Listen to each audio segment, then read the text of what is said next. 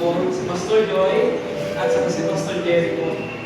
So ako po ay third year sa seminary yung panahon na yun. Wala pang alam po sa ministry. Hindi marunong mag-cellphone, kaya lang tumugtog. So lahat po ng mga bagay na natutunan po sa ministry, sila pong dalawa, yung parang naging kuya, tatay, kaibigan, lahat na.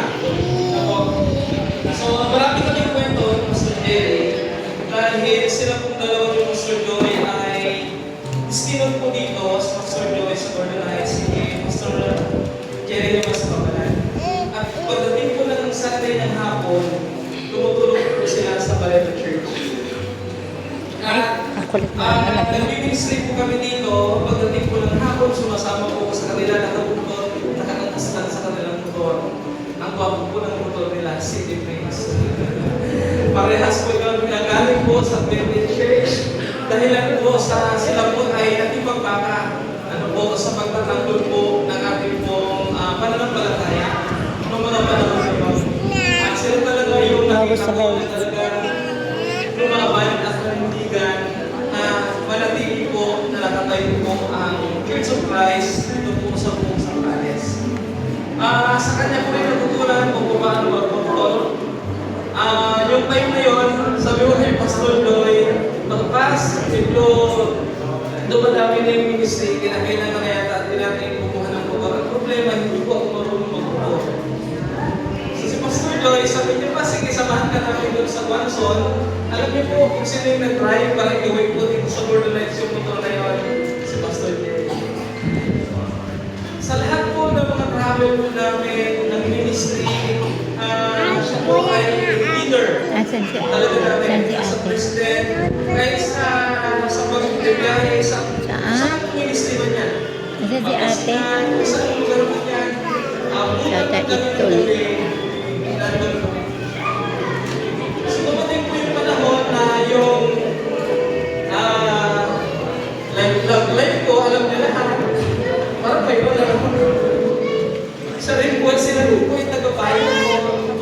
Lahat po ng mga bagay na yun, nakaano siya. Kasi sabi sa akin, para sa kanya, nagiging kababayan na talaga kita. Kasi taga-ulongga po po yung aking napag-asawa. So taga-ulongga po din po yung kanyang misis, si Mr. Lupel. So sabi niya, kasama ka na talaga namin sa ulo.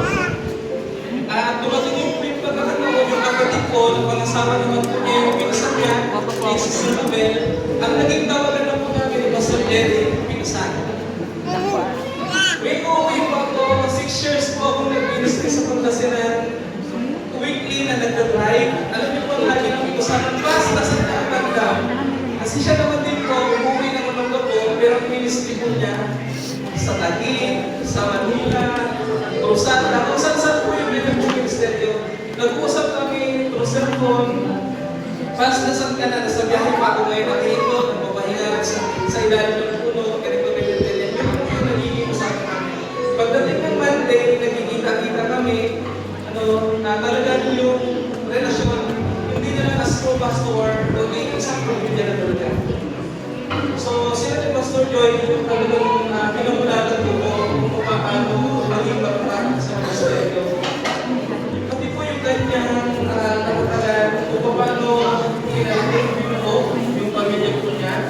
Totoo yung sabi ko ni Pastor Nestor, na doon po ang paborito ng lugar ng pahinga sa kapalaran.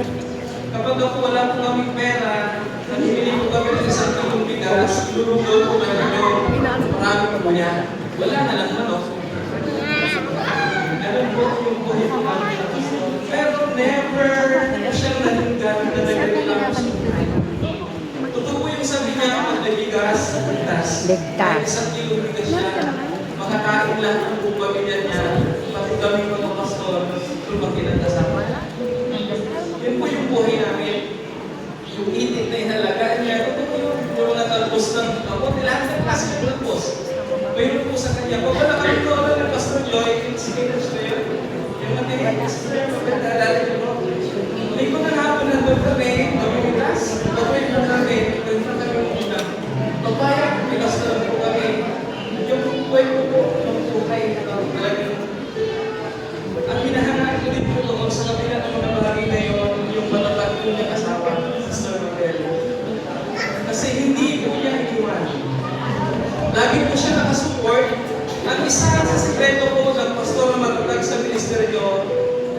basta malaki pong bahagi yung kanya pong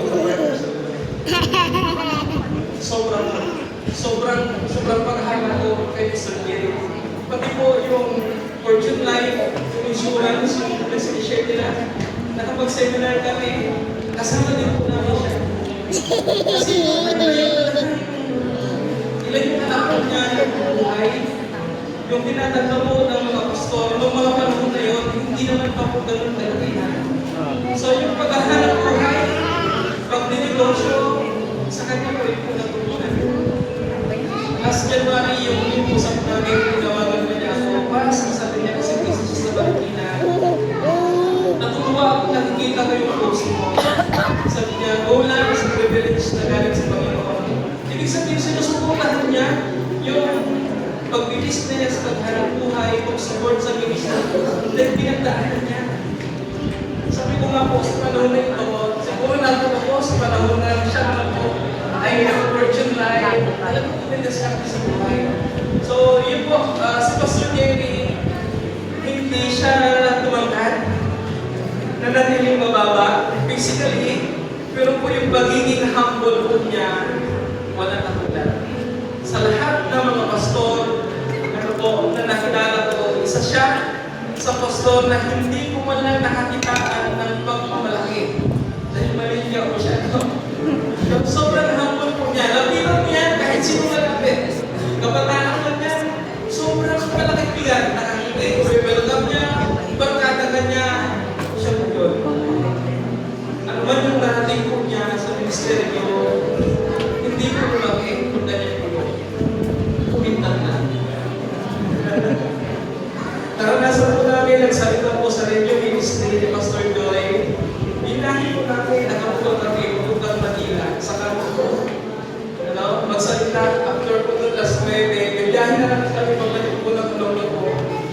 Muna naman, umaraw yan, si Pastor Joy po yung nalabas. So, sana po, no, ito, kasi nililimitan yung oras, pero ang dami po namin kwento. Kamusta po?